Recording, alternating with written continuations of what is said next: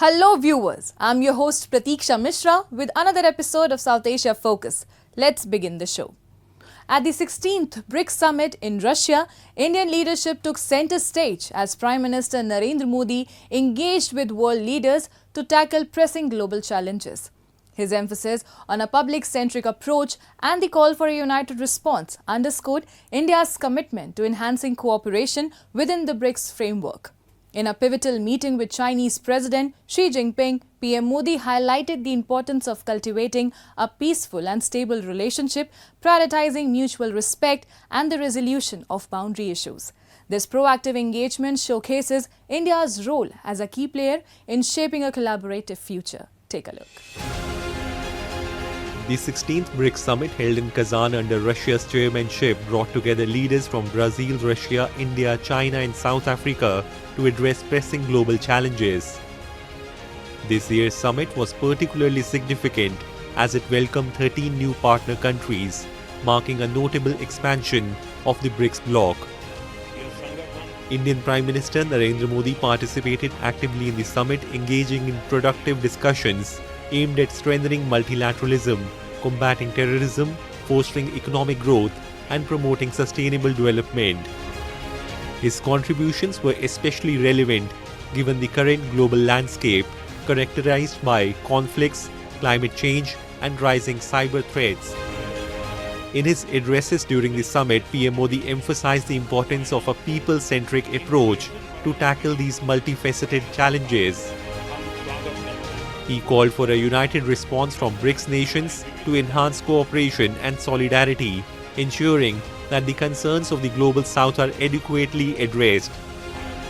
Moreover, PM Modi also highlighted several key initiatives that reflect India's leadership within the BRICS framework. मुझे खुशी है कि 2021 में भारत की अध्यक्षता के दौरान प्रस्तावित ब्रिक्स स्टार्टअप फोरम इस वर्ष लॉन्च किया जाएगा। भारत द्वारा दिया गया रेलवे रिसर्च नेटवर्क का इनिशिएटिव भी ब्रिक्स देशों के बीच लॉजिस्टिक्स और सप्लाई चेन कनेक्टिविटी बढ़ाने में अहम भूमिका निभा रहा है। इस साल ब्रिक्स देशों में यूनिडो के साथ मिलकर इंडस्ट्री 4.0 के लिए स्किल्ड वर्कफोर्स तैयार करने पर बनी सहमति बहुत ही महत्वपूर्ण है। PM Modi's remarks at the BRICS summit showcased India's proactive leadership in tackling global challenges through collaboration and innovation. His speech highlighted a comprehensive strategy that positions BRICS as a crucial entity in today's geopolitical landscape. Well, it is a very significant speech where the Prime Minister covered a number of areas. For example, he welcomed the expansion of BRICS. I mean, the new member states. But then he also said that, BRICS should expand. But then he made an interesting and important point that new members should be taken in based on the criteria earlier decided when they met in South Africa. And, very important point, he said that the views of the founding members should be respected. On the sidelines of the BRICS summit, PM Modi held important meetings with various world leaders, including Chinese President Xi Jinping, Russian President Vladimir Putin, and UAE President Sheikh Mohammed bin Zayed Al Nahyan. During his discussion with President Putin, PM Modi reaffirmed India's commitment to providing all possible assistance to help resolve the Russia-Ukraine crisis, emphasizing the need for diplomatic solutions. In his meeting with President Xi, PM Modi stressed the importance of fostering a peaceful and stable relationship between India and China.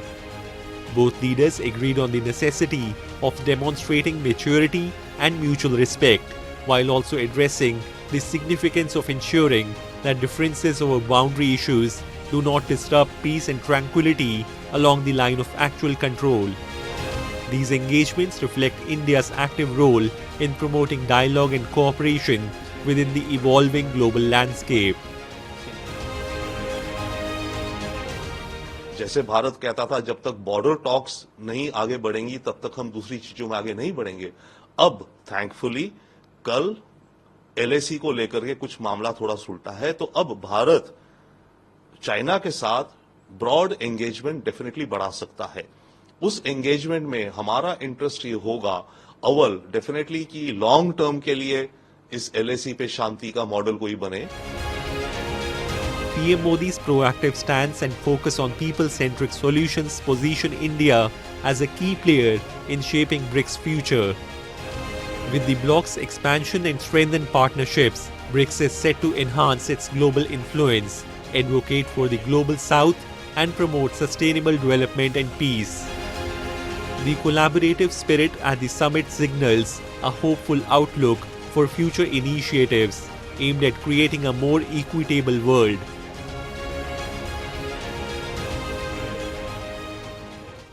Let's now move to Pakistan, where Baloch activists confronted police as they demanded justice and an end to the human rights violations.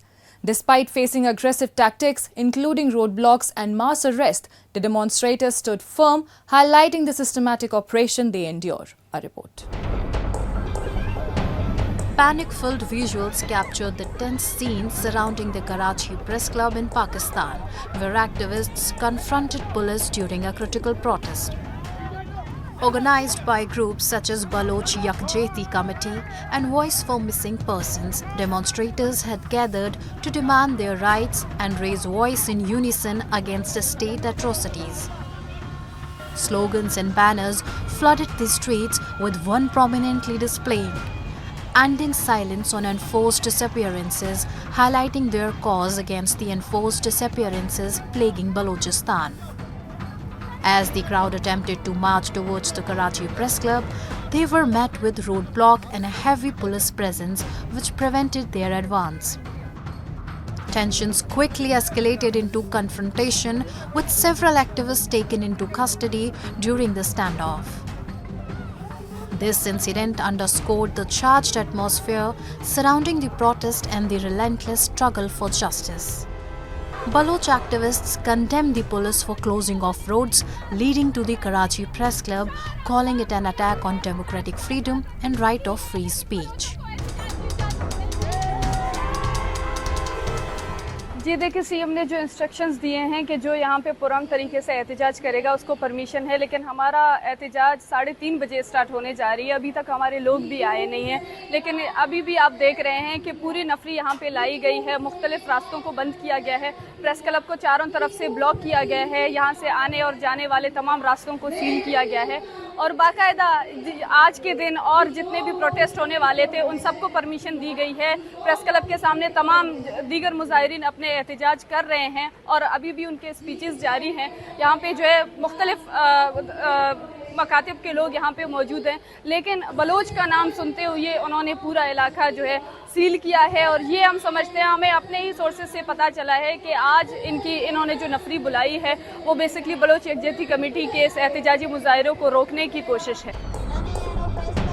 The protest aimed to spotlight the alarming rise in enforced disappearances of Baloch youth and the violence directed to local people.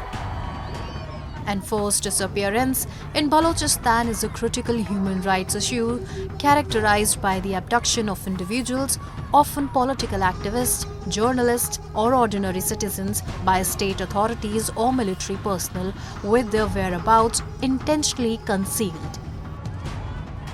This practice is deeply rooted in ongoing political strife, as Baloch nationalist groups seek greater autonomy and control over local resources. In response, the Pakistani state has employed heavy-handed tactics, including military operations that systematically target dissenting voices.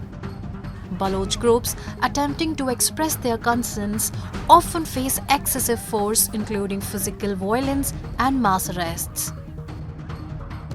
This aggressive approach not only seeks to silence activists but also aims to instill fear within the broader community, deterring others from speaking out.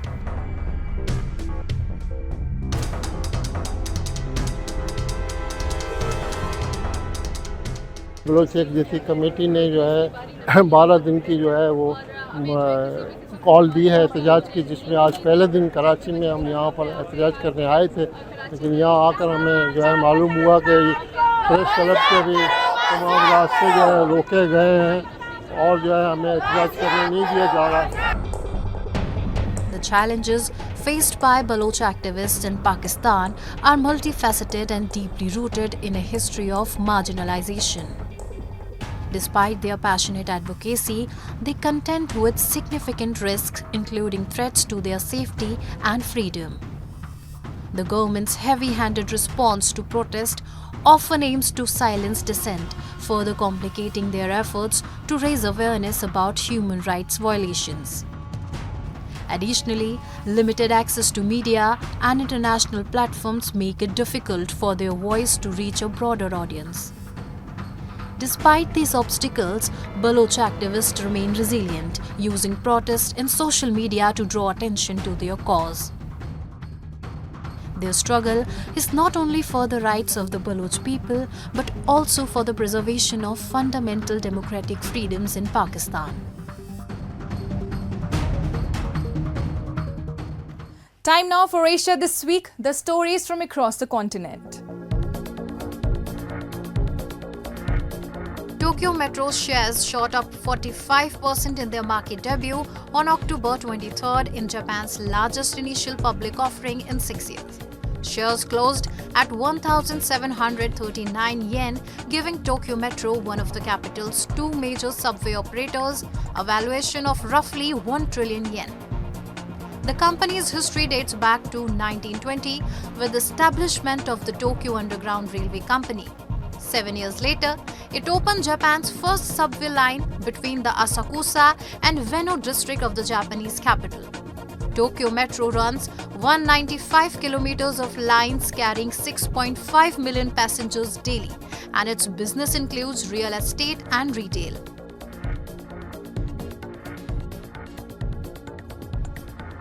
On October 23rd, Pakistan's eastern city Lahore topped the real-time list of the world's most polluted cities, registering an alarming air quality index of 291 around 10 am local time. The city was engulfed in dense smog, prompting concern among residents and officials alike. According to the Environment Protection Agency, pollution levels might have been even higher without the government's ongoing mitigation efforts. The Pakistan Meteorological Department has issued an advisory noting that foggy and smoggy conditions are typical from November to mid-December as the country transitions into winter.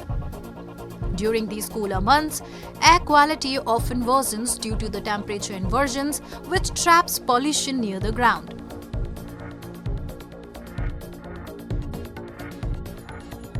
On the evening of October 22nd, several hundred protesters surrounded the presidential palace in Dhaka, Bangladesh, calling for the resignation of President Mohammad Shahabuddin. The unrest was sparked by an interview published in the local tabloid in which Shahabuddin claimed he had only heard rumors about former Prime Minister Sheikh Hasina's resignation but had seen no evidence to confirm it. In the interview, he also noted his unsuccessful attempts to secure a resignation letter from Hasina, implying that she may not have had the time to provide one. In the Shigar district of Pakistan-occupied Gilgit-Baltistan, tensions are mounting as local residents protest a recent court ruling that classified the Sarfaranga coal desert as state land. This decision has provoked intense opposition from those who assert their historical claims to the region. After the court's ruling on September 19th, police were deployed to enforce it, leading to the demolition of local structures. In response, the local residents have come together to establish a protest camp. Take a look. Tensions in the Shigar district of Pakistan-occupied Gilgit-Baltistan are high due to ongoing sit-in protests against a court ruling that declared the Sarfaranga coal desert as a state land. The Chief Court's decision issued on September 19th has faced strong resistance from local residents who assert their historical claims to the land, known as one of the highest coal deserts in the world. The situation escalated when the district administration deployed police to enforce the ruling, leading to the demolition of structures built by local residents on September 23rd. Protesters continue to demand justice, reflecting a long-standing contest over land ownership involving residents and immigrants from past conflicts. Frustration over the court ruling and the subsequent police action has intensified, leading to clashes between two groups. जबकि ये सरासर दिन की रोशनी में एक दहशतगर्दी है, हम पर जुल्म हुआ, बलवा हुआ है, एक मुनज़्ज़म तरीक़े से हम पर हमला हुआ है और हमें ज़दकूब किया गया है और हमारे औरतों पर, ख़वातीन पर बाकायदा हमला किया है, ज़ख्मी है, हमारे 12 अफराद ज़ख्मी है, शदीद ज़ख्मी है और 2-3 अफराद अब भी एडमिट है. Residents, including descendants of those displaced during the wars of 1947 and 1971, have contested ownership claims to the disputed land for decades. In reaction to the recent court ruling, some local residents have set up a protest camp in the Sarfaranga Desert, garnering substantial support from women and children. सरफरंगा का यहाँ पर जो एहतजाज है, धरना है, आज से तकरीबन 1 महीना 4 दिन गुज़र गए हैं और हमारे ये एहतजाज रियासती जुल्म बर्बरियत और हमारी ज़मीनों पर, बल्कि हमारे घरों पर हमला जो हो रहा था रियासत की तरफ से यहाँ पर कब्ज़ा करने के लिए और मुहाजिरीन के जो लोग हैं 71 और 48 के, उनको कब्ज़ा दिलाने के लिए एक गैर मुनसिफाना फ़ैसले के मुताबिक, लिहाजा इसके एहतजाज में हम 1 महीना 4 दिनों से यहाँ पर बैठे हुए हैं. As the protests in the Shigar district unfold, they highlight the broader issue of land disputes in Pakistan-occupied Gilgit-Baltistan. These conflicts, rooted in historical grievances and local identities, have long fueled tensions between residents and state authorities.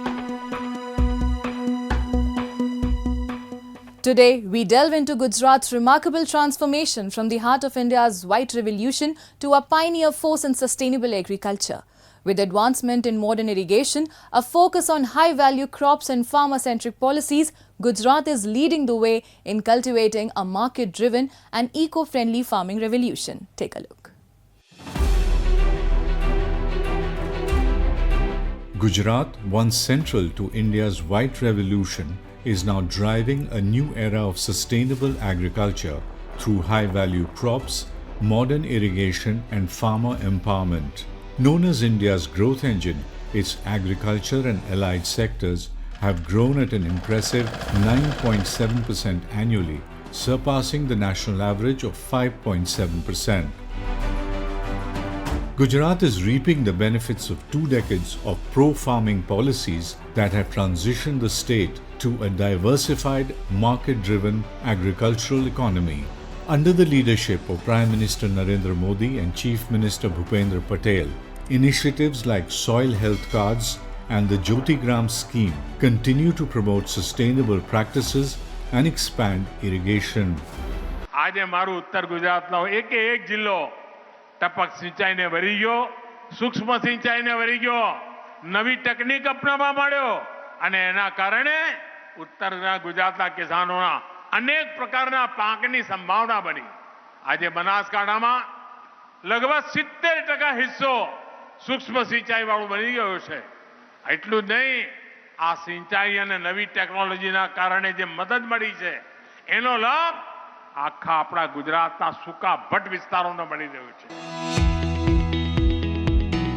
As Gujarat's Chief Minister, Narendra Modi launched the Krushi Mahotsav, an annual event connecting farmers with modern techniques and expert advice, boosting productivity and promoting sustainability.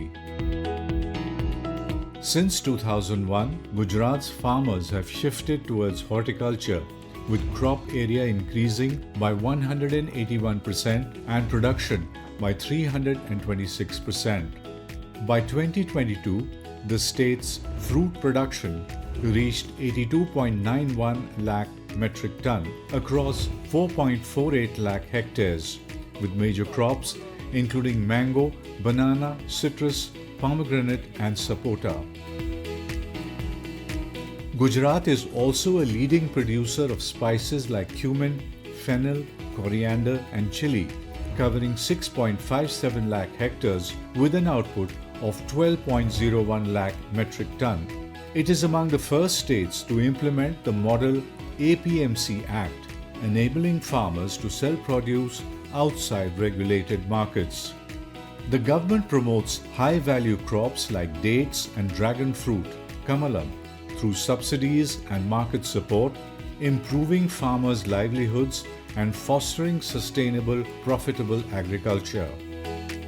Irrigation में जो टपक plan है, फव्वारा plan है सरकार की ओर से, जिसमें बहुत सारी 30%, 40% सब्सिडी मिल रही है, उससे किसान सब फायदा भी उठा रहा है। इरिगेशन का पूरा मोदी सरकार ने जो स्कीम निकाली है बहुत बढ़िया किसान के लिए है, और साल में 6,000 रुपये अकाउंट में आते हैं छोटे खेड़ू के लिए, जो किस्तों में 2-2 हज़ार करके वो भी हमें मिल रहे हैं सब। The Gujarat government is also encouraging farmers to adopt natural farming techniques that reduce chemical use, improve soil health and boost biodiversity. It promotes traditional crops like millets, which are well suited to these methods, with the Dang district designated as a hub for natural farming. રાજ્યમાં પ્રાકૃતિક ખેતીને પ્રોત્સાહન આપવાની દિશામાં સરકાર કટિબદ્ધ છે. ગુજરાત ખેડૂતો માટે સારી વાત એ પણ છે કે આપણા માન્ય રાજ્યપાલ શ્રી તો પ્રાકૃતિક ખેતીના તજજ્ઞ છે અને રાજ્યના ખેડૂતોનું સતત માર્ગદર્શન કરી રહ્યા છે. રાજ્યમાં 18 લાખથી વધુ ખેડૂતોએ પ્રાકૃતિક કૃષિ માટેની તાલીમ અપાઈ છે અને અત્યાર સુધી 8.5 લાખ ખેડૂતોએ ગુજરાતમાં પ્રાકૃતિક ખેતી અપનાવી છે. Gujarat is a dairy powerhouse with over 10,000 milk cooperatives producing around 150 lakh litres daily. Encouraged by the proactive approach of the government, many farmers in Gujarat have adopted modern farming techniques that combine crop cultivation and livestock raising, allowing them to diversify their income sources. Schemes like the Jyotigram scheme, which provides 24-hour electricity for irrigation, along with drip irrigation techniques in arid regions like Kutch and Saurashtra, have transformed barren land into productive fields. जहाँ पे कच्छ पे हम सोच भी नहीं सकते, तो उसमें वहाँ पे अभी दाड़िम होता है, खजूर का जो पहले का जो पोर्शन होता है उसको हम लोग यहाँ पे बोलते हैं खारिक, तो खारिक का बड़ी मात्रा में किसान उत्पादन ले रहे, 2-2, 3-3 फसल ले रहे, तो उसका बहुत बड़ा एक चेंज आया है गुजरात में. Under Chief Minister Bhupendra Patel, the Gujarat government is further enhancing farmers' welfare by digitizing land records, significantly improving the ease of doing business. By championing modern techniques and empowering farmers, Gujarat sets a powerful example for the rest of India. This forward-thinking approach not only boosts productivity but also promotes environmental stewardship, positioning Gujarat as a leader in the agricultural landscape.